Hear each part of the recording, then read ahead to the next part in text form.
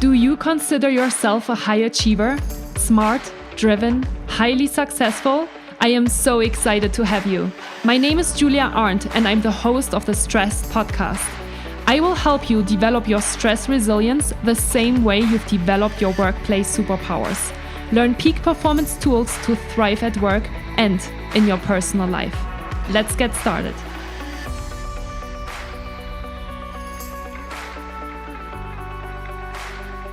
Hi everyone, and welcome back to Stressed, the podcast to develop your next workplace superpower. I'm really excited for my next podcast guest this week, who is Linda Bloom. Hi Linda, welcome to the podcast. I'm delighted to be here with you. Thank you for inviting me. Yes, my pleasure. I've been joining your relationship course that's called Relationship in Times of COVID. And I asked my social media community if they would be interested to learn a little bit more about relationships during this time. And a lot of people replied and said, yes, they would be really interested to hear about my own learnings during the course. And then I was thinking, well, it would be actually really nice to just ask Linda if she would have some time to tell us about some insights herself. So I'm really, really excited to have you here today.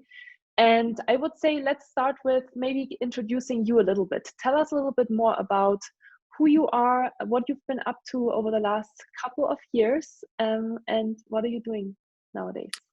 Well, I'm a psychotherapist. Mm-hmm. I'm a marriage counselor. I'm married and I've been with my partner for 52 years. Mm-hmm. We have a couple of kids and 3 grandchildren. Mm-hmm. And we write books together. So that has been very central in our life the last couple of years, that we have more than one manuscript going at a time.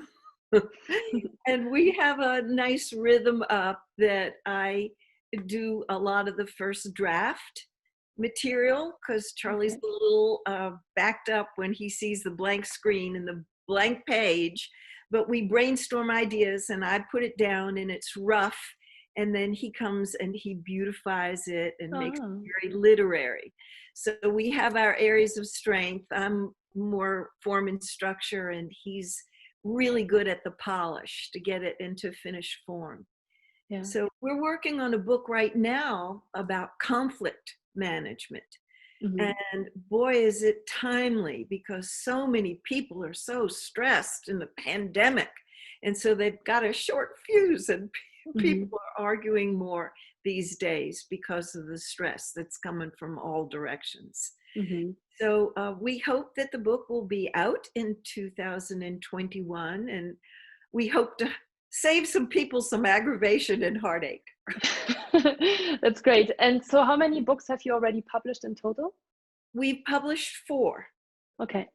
The first one was the big splash, which is unusual for a first-time author, and we've sold over 100,000 copies of 101 Things We Wish We Knew When We Got Married.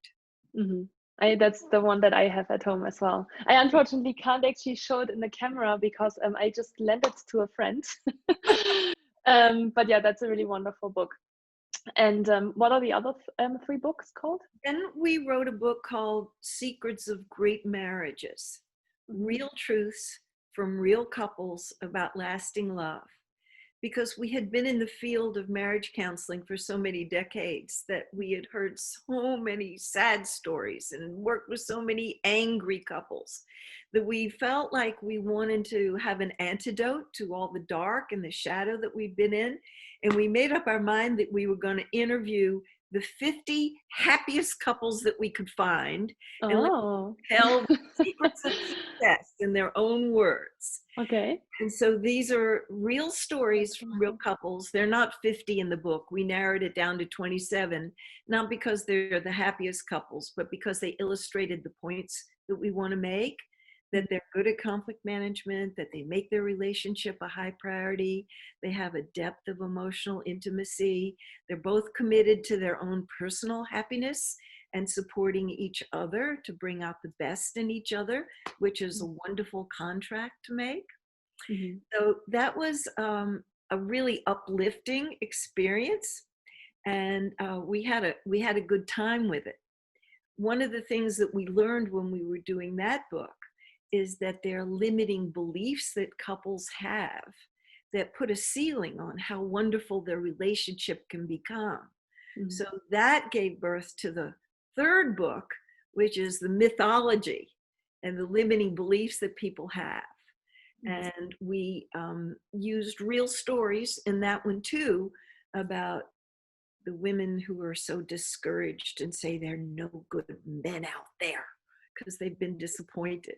And some of the men are saying all the good women are taken, and it's just a way to attempt to protect themselves from more disappointment and heartache. Mm-hmm. One of my favorite ones in the myths book is, if he really loved me, I wouldn't have to ask for what I wanted. And that breaks up the whole mythology about mind reading, because no matter how close people are, we still have to get vulnerable and ask for what we need. Yeah, that actually reminds me of the book The Four Agreements as well, by Don Miguel Ruiz, who says never make assumptions. And he basically says that about specifically relationships, because he says that when we are with a partner, we always make the assumptions that they should know how we feel and they should know what we need, so we don't have to ask for it anymore. Embarrassing to admit how long I was caught in that myth. Mm-hmm. I was really, for years, and I find it's one of the popular ones. Mm-hmm. It's a romantic myth, and we just tried to bust up those romantic notions that get in people's way. Mm-hmm. The fourth book was actually the first book that we wrote. Mm-hmm. But because it's a memoir, we waited until we had more of a following, because it's a very intensely personal story of when my husband and I came to the edge of separation and divorce and breaking up our family back in the 80s because of workaholism was on his part and my codependent behavior to his workaholism. And we were really caught in gridlock for a period of time. So all the gory details are in the memoir, but it's got a happy ending because he finally did disengage from the corporate world and we started our own business. And we learned so much from all of that struggle. One of our signature strengths for each of us is we're good students. So we've learned so much about handling differences well, negotiating for your needs, patience, forgiveness. And that's at the core of our teaching because we learned it in the trenches. That's beautiful. So you actually answered already my second question, because Charlie wasn't always a marriage counselor and therapist, but he is working with you now and you're doing really wonderful workshops together, but also one-to-one sessions with couples and things like that. So was that because of that moment in the 80s that he kind of shifted from the corporate world into a more the counseling world? When he was still in the corporate world, they hired us to write a weekend workshop called Partners in Commitment. And we kept ownership of it.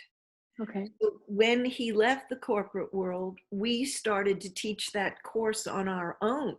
Okay. And people all over the country said, we were going to put a group together, come to Washington, D.C., come to Denver, come to Salt Lake, and we went to LA, and that began our business, teaching workshops. And then they wanted us at Esalen Institute in Big Sur and at Kripalu in Massachusetts. And so that got us rolling. And out of, our own, I call it my near-death experience. It wasn't a literal near-death experience, but it was a near-death experience of our romantic partnership. We had a renewed mission, a strong mission that we must tell people who are interested about how to pull their relationship out of the fiery zone that's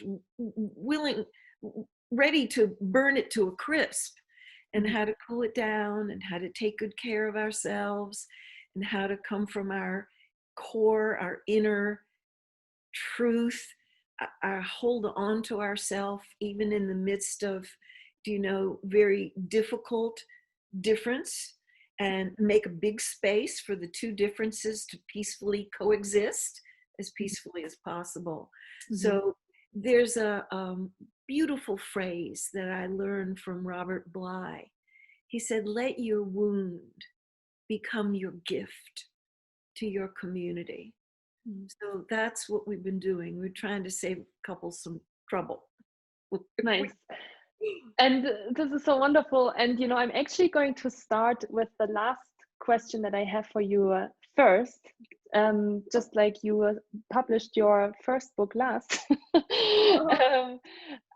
Is there the one for everyone, or can you make it work with everyone? No, you can't make it work with everyone. But you can make it work with much more people than you may think. We tried to, in the myths book, we really made a valiant effort to break up the myth of the soulmate.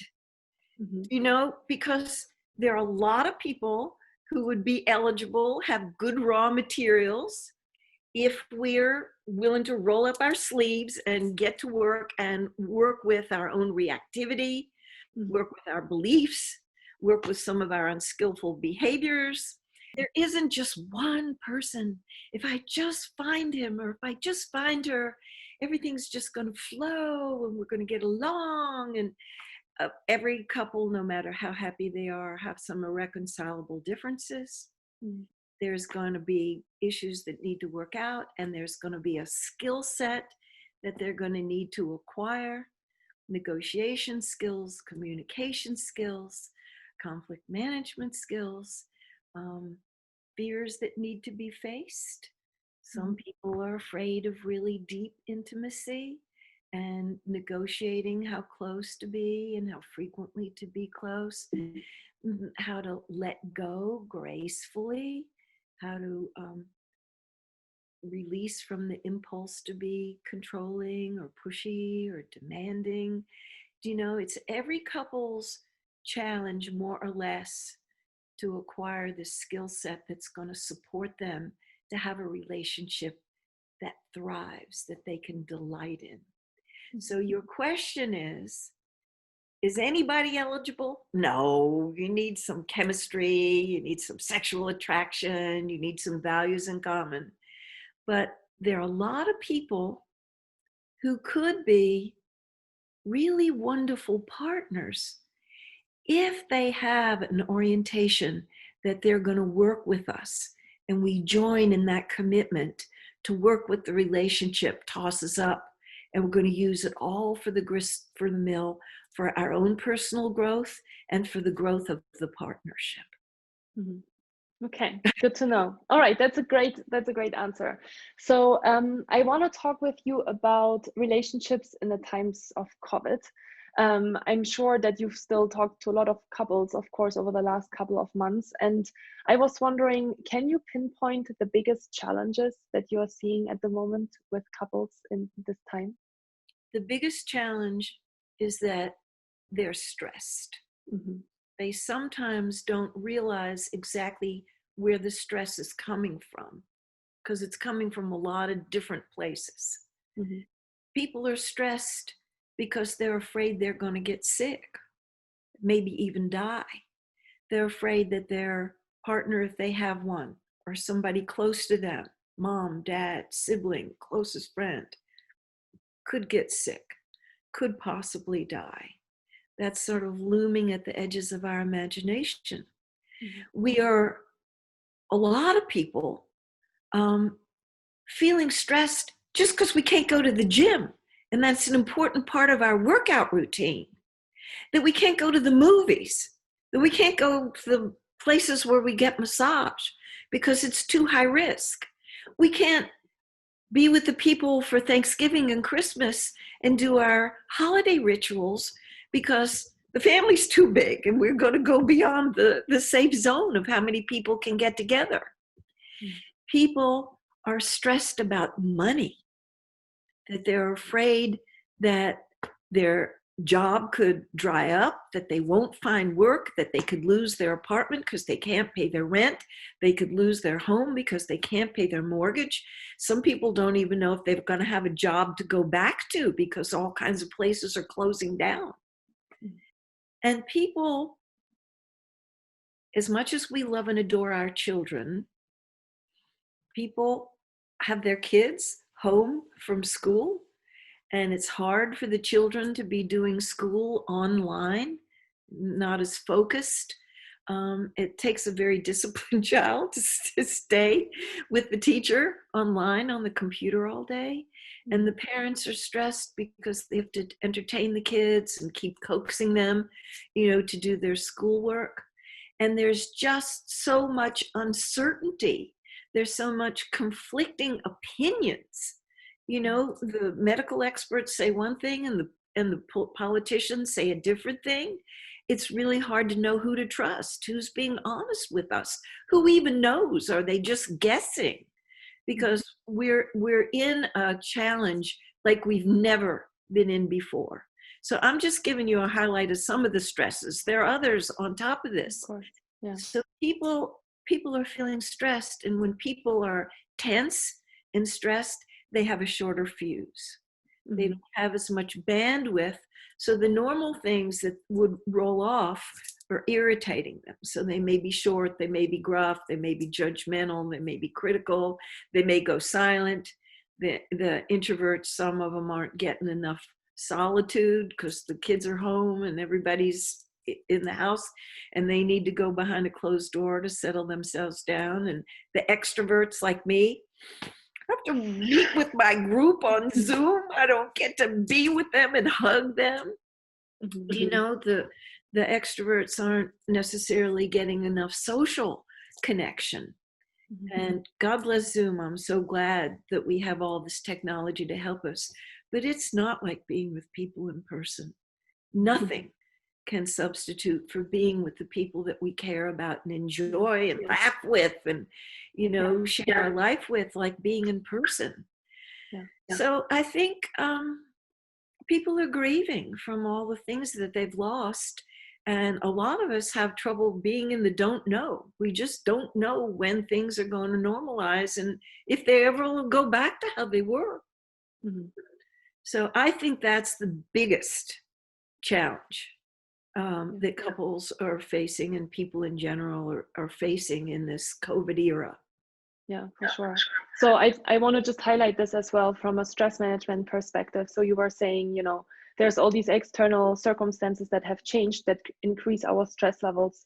And I think that also sometimes hold us back from practicing the self-care. As you mentioned earlier, the gyms are closed, the things that we were used to do to probably manage and balance our stress levels are not there anymore. And we need to find new ways to manage those stress levels. And if we don't do that, then it will have an impact on our relationships. And I think it's interesting because it's not just the relationship, of course, with our family and our partners, who might be the first people to feel when we are not in our balanced state, right? But also even with colleagues and co-workers and clients, right? Because everyone is in this situation and we are still relating with these people, right? We still have to work with our colleagues over Zoom and Google Hangouts, and that can lead to conflicts, I assume, more often as well.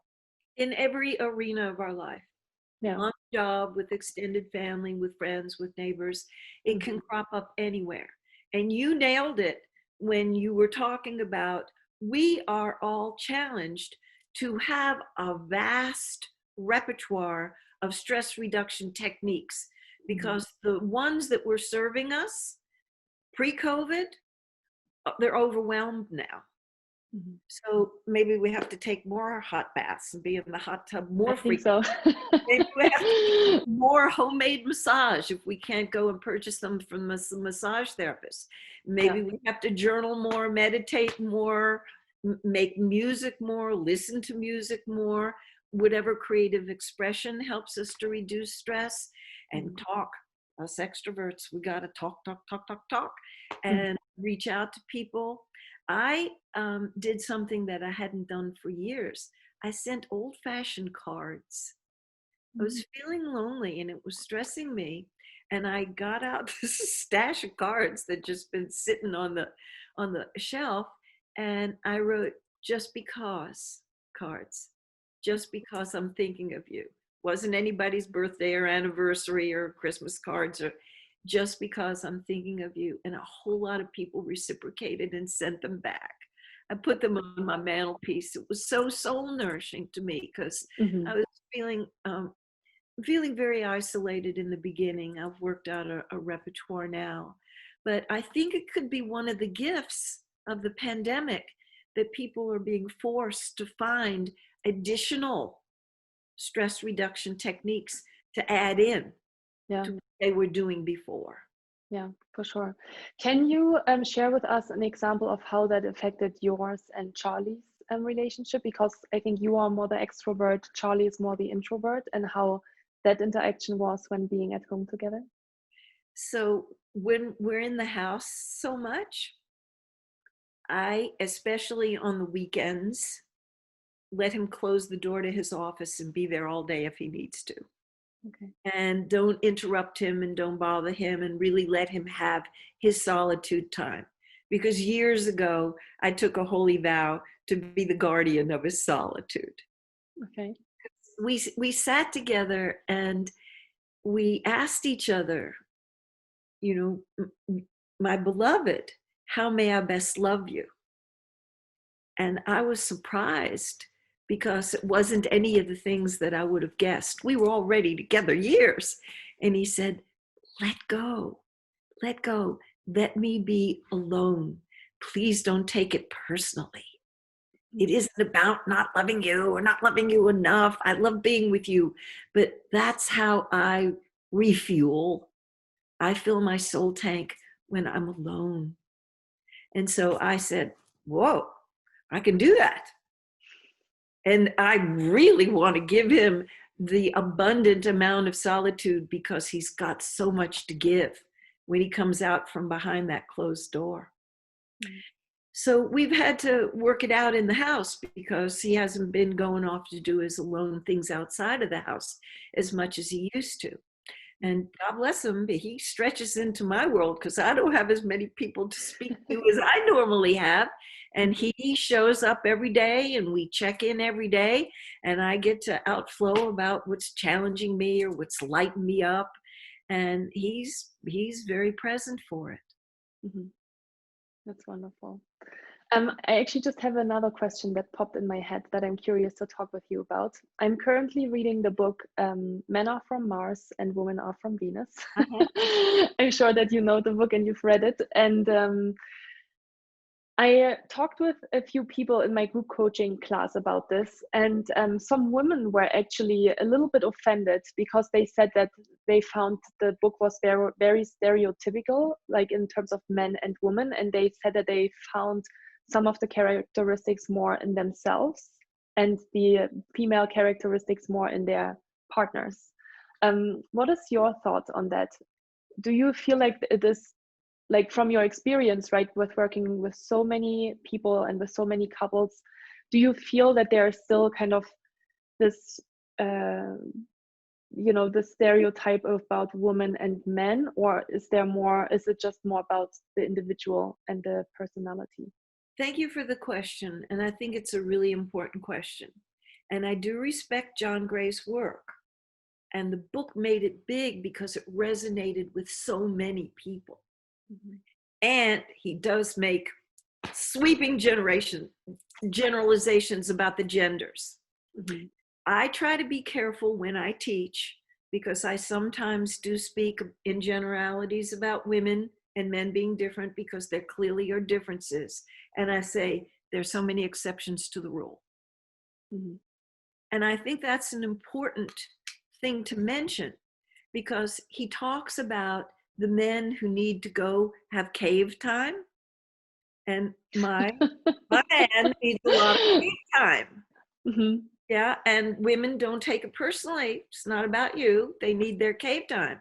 But I know a whole lot of introverted women who need their cave time. Mm-hmm. And they thrive when they have plenty of solitude.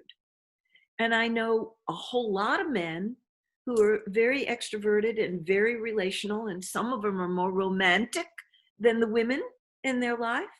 And the women need to stretch into their world to make plenty of intimacy time and look into each other's eyes and play kissy face and, speak from the heart. And so I think it is important for us to know that although men and women are different, even the physiology, I read the books about the female brain and the male brain.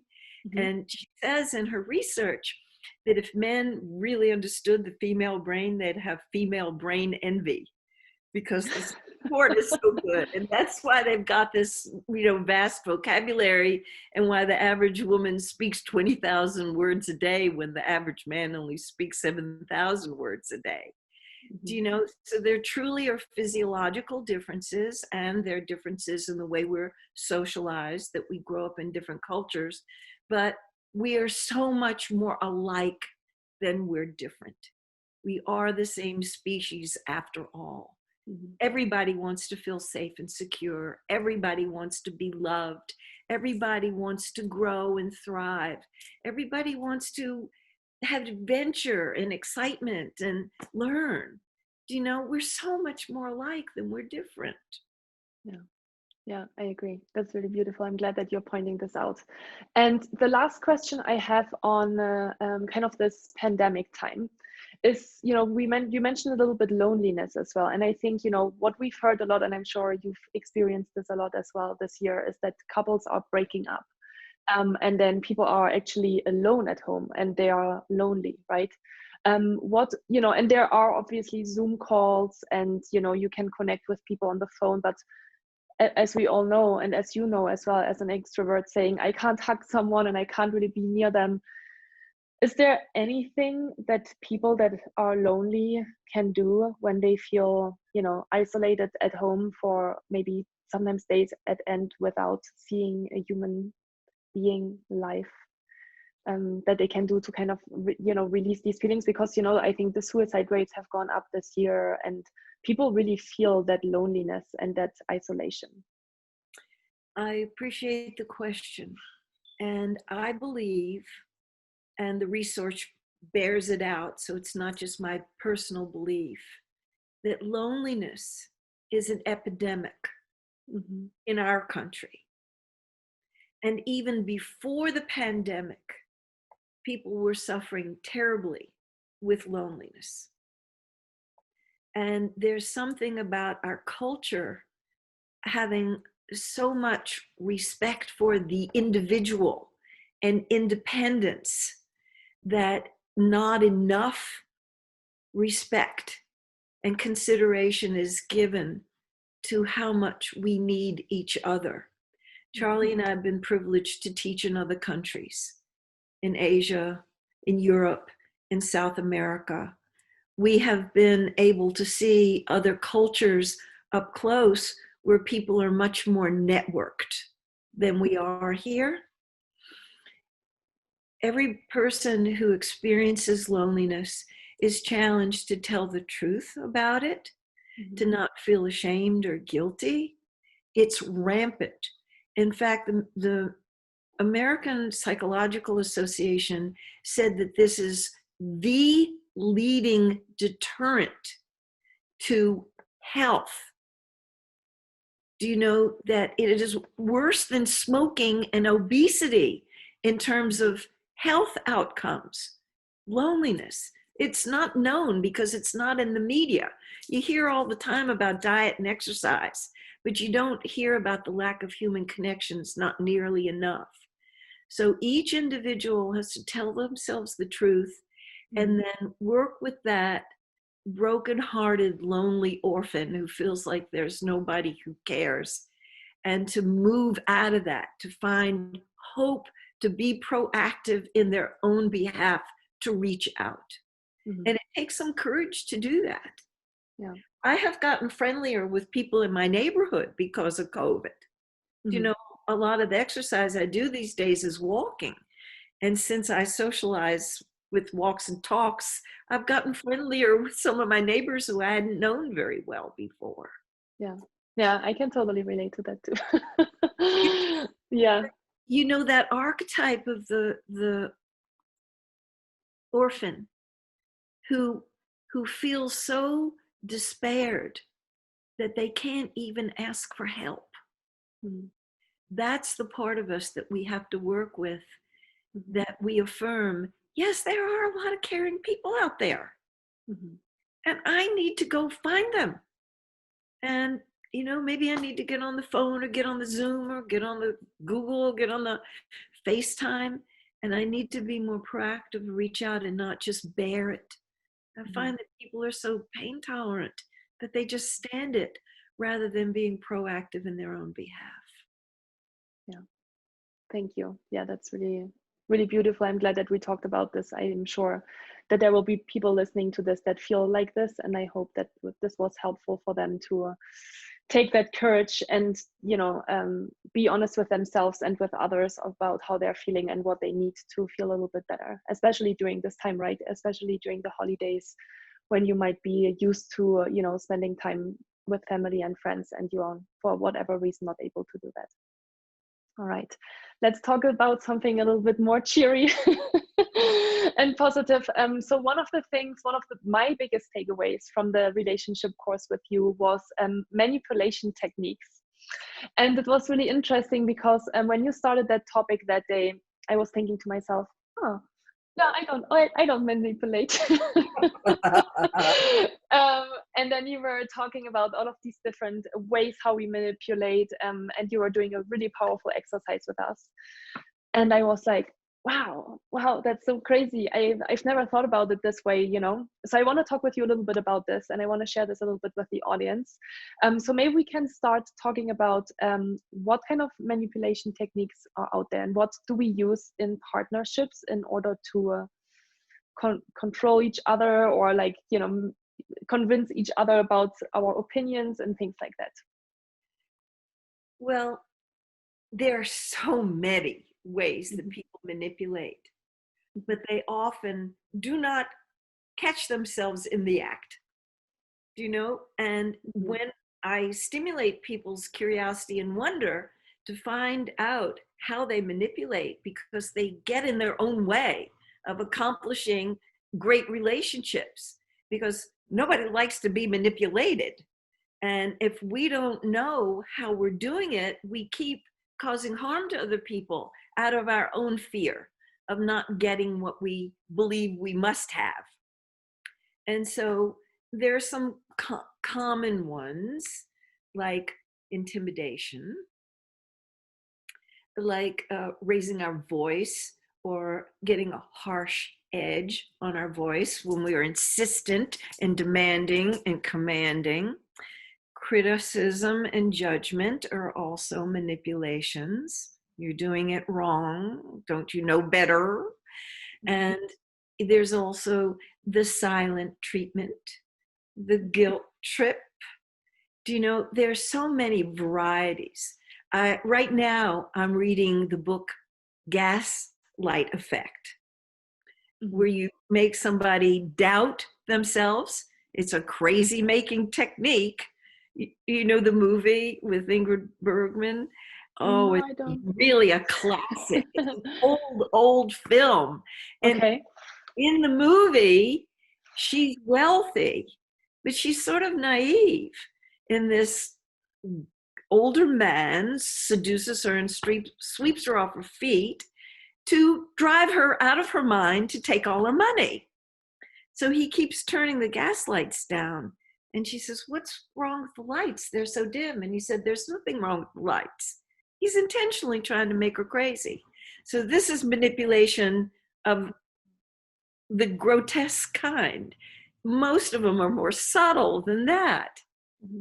But they cost us, because the trust goes down a little bit each time we aren't straight talking about the way in which we would like to have our needs met. And anything that we do that's manipulative costs us. So when we're teaching, particularly when we teach from conflict to connection, our conflict management class, we try to help people who don't want to think they manipulate to say, yeah, we do it. And the sooner you face up to the particular ways that you do it, the better you are. I come from a long lineage of guilt trippers. Mhm. And they attempted, and I did too for the longest time, to make other people in their life feel bad. You're not meeting my needs, and you're selfish, and you're not really showing up in the way I want you to. And I didn't know it for the longest time that I was being loyal to my lineage. When I saw how often I did it, it was really embarrassing. But my relationship improved right away when I stopped. And I realized that I did it just habituated pattern because I'd seen that modeled in my family. But also, I was afraid of getting vulnerable and just talking straight up.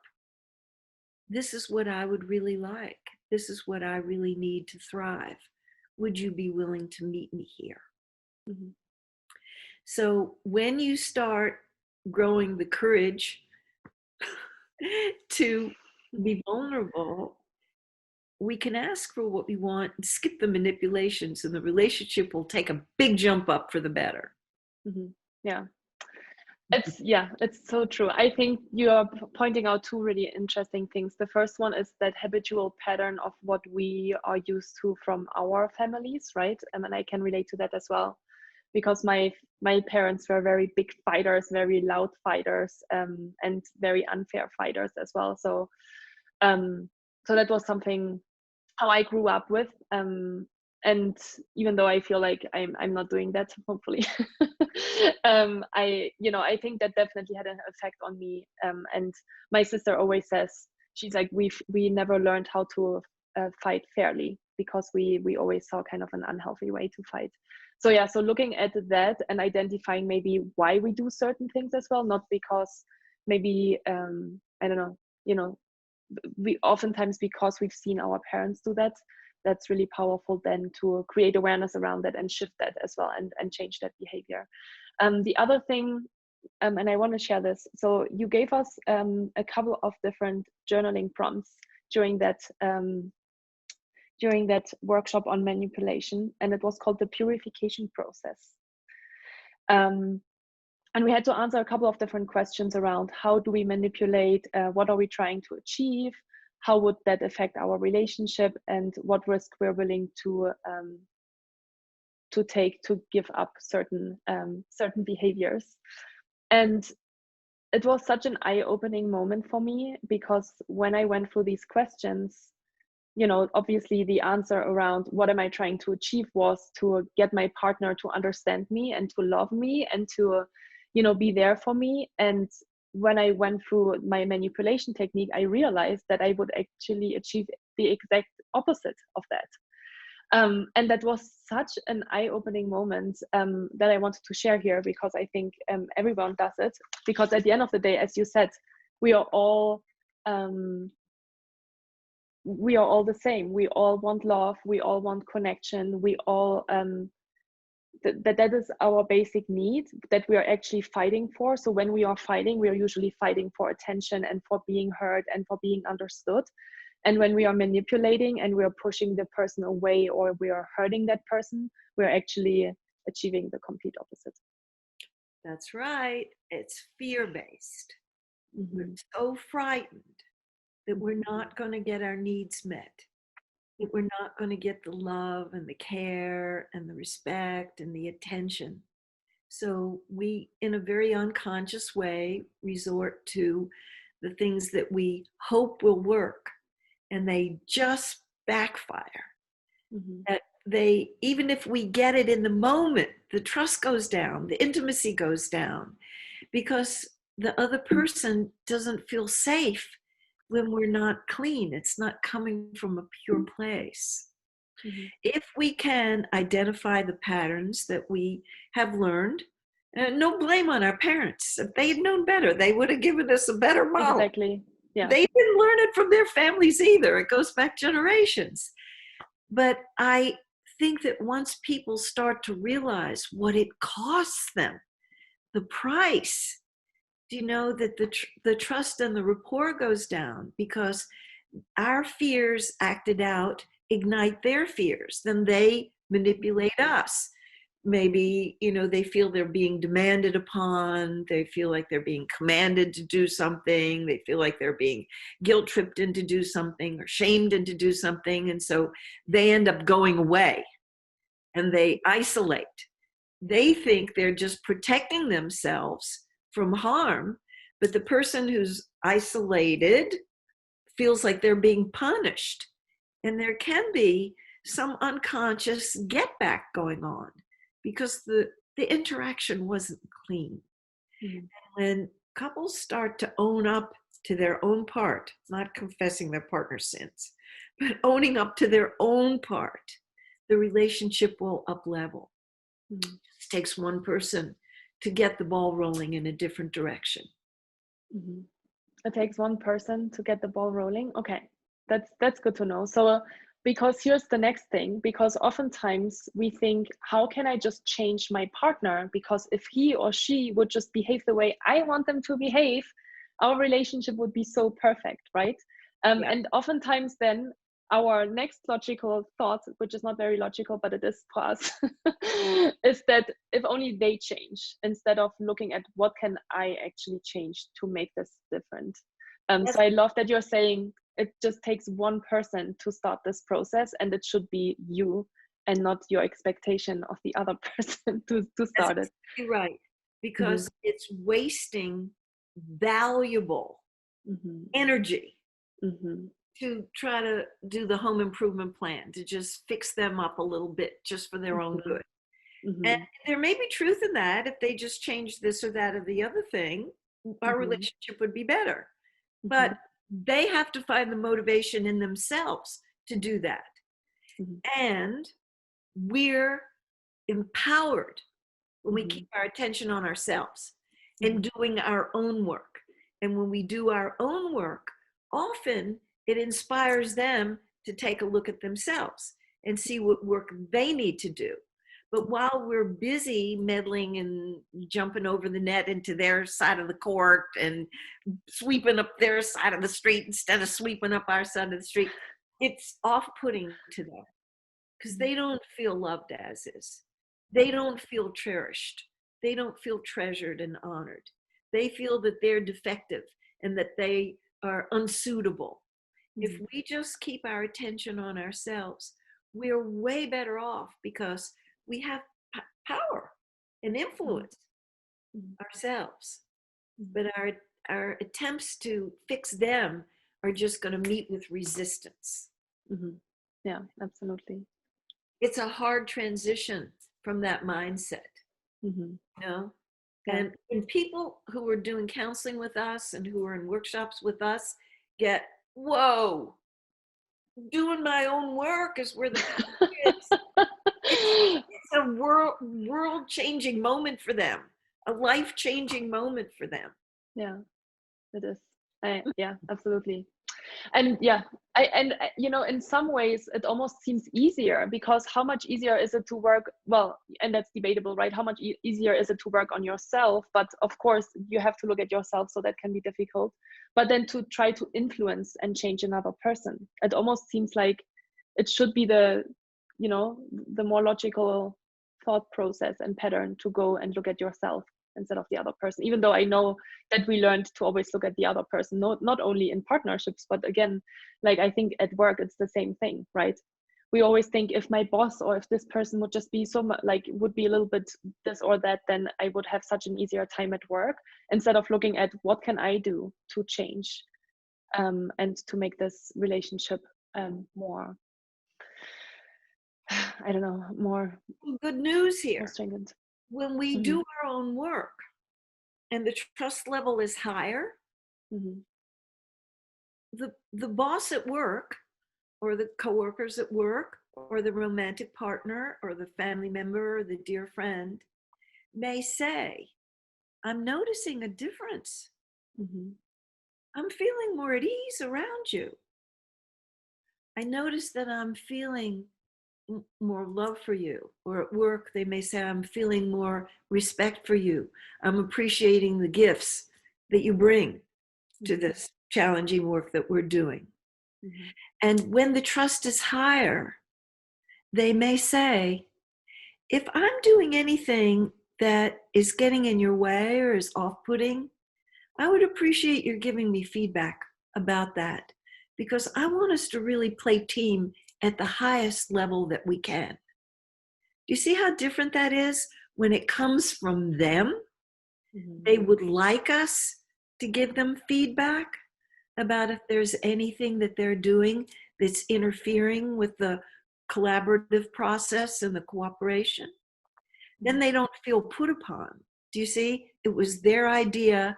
They're announcing their readiness, and they feel trusting enough of us so that we could say what it is that we need and what we feel, which is sharing our experience in a respectful way. Sometimes people get mixed up about feedback. They think that they can give their opinions, which are often critical and judgmental, and that's feedback. It's the deeper experience. That's the tender stuff. Mhm. That this is upsetting to me when this and this and this happens. And what would work better for me is if we were working as real collaborators. This is what it would look like in my mind. How do you see it? Mhm. Yeah. I want to ask you one last question. How do you bounce back from a difficult experience in a partnership, and how do you build resilience? Yeah. Resilience is an incredible quality. And I think that it's one of the gifts in the pandemic, that a lot of people have been, knocked down in the pandemic because of the stress. And resilience is that bounce back ability to not feel cursed when adversity comes. There are no curses, just like there's no blessings. There's only opportunities.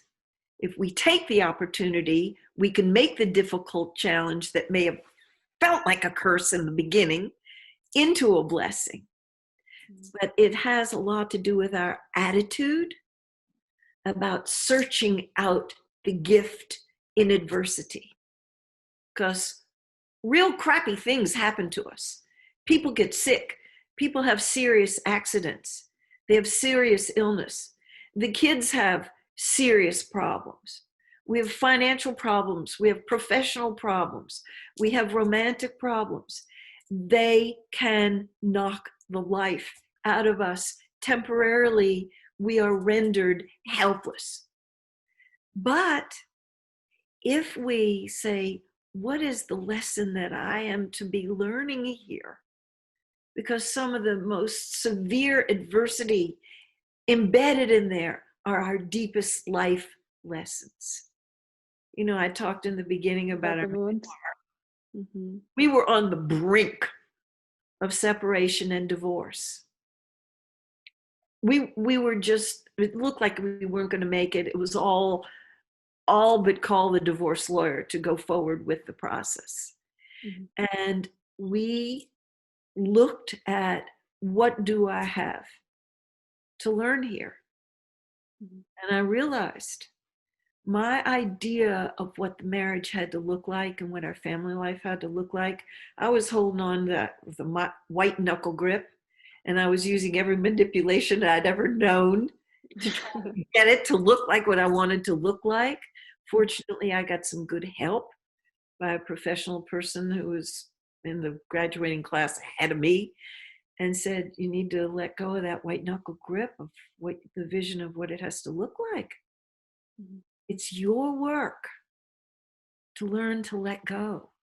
And it's been a life skill that I hadn't been very adept with. And it was one of the best life lessons that I got, to stop trying to manipulate to get what I wanted, to look for the beauty of what I had, because there was definitely trouble, but there was gratitude for what I did have that was only a thought away.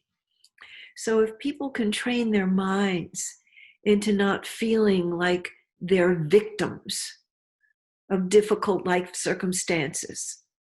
And they start to see themselves as heroes in their own life, and that in every hero's journey, we have to meet with some adversity.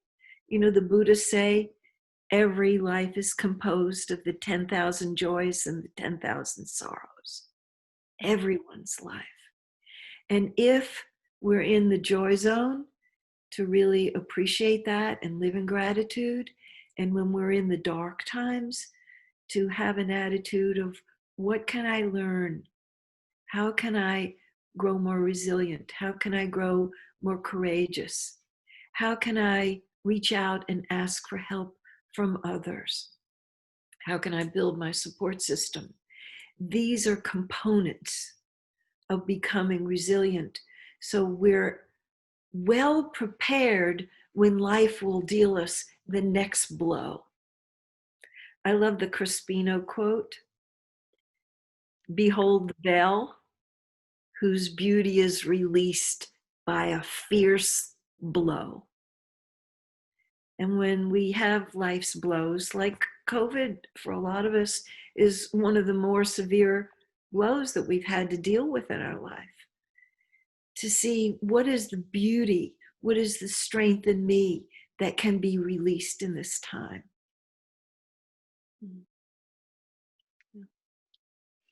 Great. Thank you so much for sharing this with us today, Linda. It's so wonderful to listen to you.